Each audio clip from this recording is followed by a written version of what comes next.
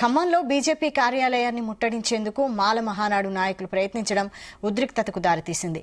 అంబేద్కర్పై కేంద్ర హోంమంత్రి అమిత్ షా చేసిన వ్యాఖ్యలను నిరసిస్తూ బీజేపీ కార్యాలయం ముట్టడికి యత్నించారు. పోలీసులు అడ్డుకోవడంతో ఉద్రిక్తత తలెత్తింది. మాల మహానాడు నాయకులు పోలీసులకు మధ్య తోపులాట జరిగింది. ఆందోళనకారులను స్టేషన్కు తరలించారు పోలీసులు.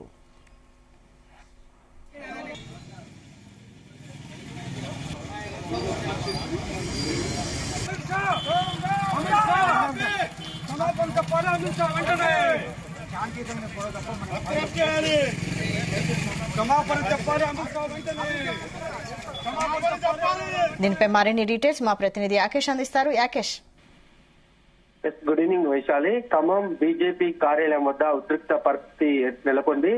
మాల మహానాడుకు సంబంధించినటువంటి నేతలంతా కూడా బీజేపీ కార్యాలయంలోనికి చొచ్చుకు వెళ్లే ప్రయత్నం చేశారు.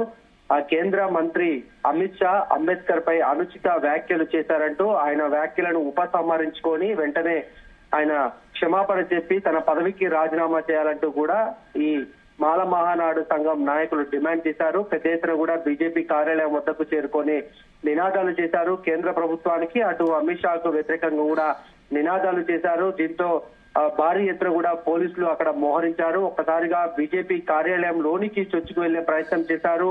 ఆ సంఘం జెండాలు ఆ నినాదాలతోటి కూడా పెద్ద ఎత్తున లోనికి చొచ్చుకు వెళ్లే ప్రయత్నం ఉన్నారు.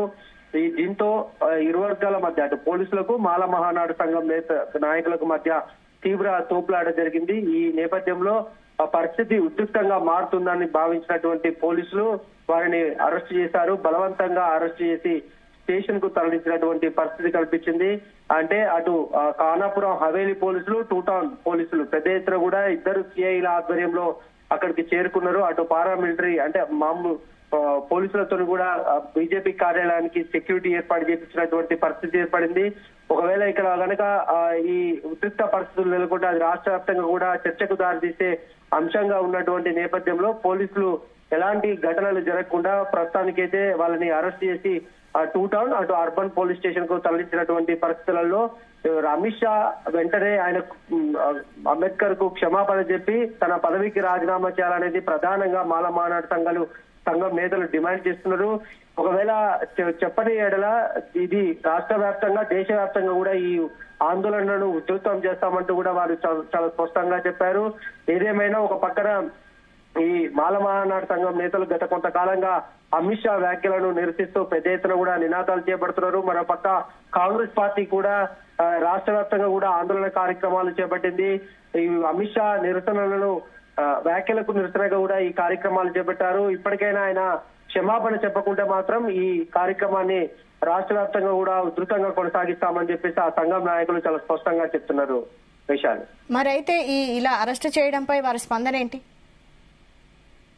ప్రస్తుతానికి ప్రశ్నించిన వారిని పోలీసులు అరెస్టు చేస్తున్నట్లు కూడా ఆ సంఘం నాయకులు అరెస్టు చేస్తున్నటువంటి సమయంలో మీడియాకు తెలిపారు.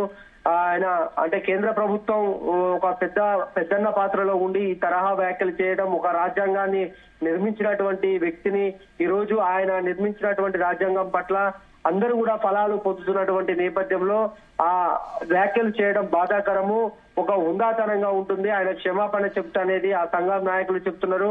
అరెస్టుకు సంబంధించి ప్రశ్నించినంత మాత్రాన అంటే తమకు జరిగినటువంటి అవమానాన్ని ఈ విధంగా నిరసన తెలిపి తాము క్షమాపణ అడిగినంత మాత్రాన అరెస్టు చేస్తారంటూ కూడా సంఘం నాయకులు చెప్తున్నారు. ప్రస్తుతానికి 2 పోలీస్ స్టేషన్లు కూడా ఈ సంఘం నాయకులను అయితే తరలించారు. ఇదే వరవి కొనసాగితే మాత్రం పెద్ద ఎత్తున ఆందోళన కార్యక్రమాలు చేపడతామని చాలా స్పష్టంగా చెప్తున్నారు. Vaishal, right, thank you Yakesh.